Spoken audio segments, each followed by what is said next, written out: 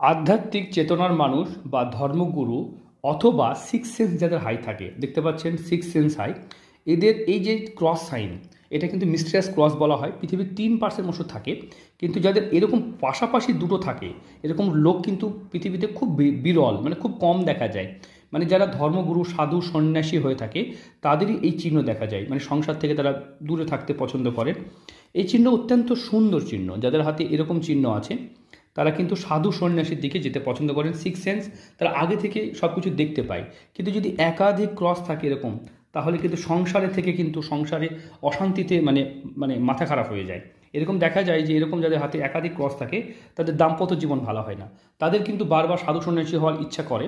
তবে যাদের হাতে এরকম একটা বা দুটো থাকে তারা কিন্তু সাধু সন্ন্যাসী হয়ে থাকে। আর যাদের হাতে একটা এরকম থাকে তারা কিন্তু বেশ সিক্স সেন্স তাদের হাই থাকে, তাদের জীবনে সমস্ত কিছু তারা দেখতে পায়।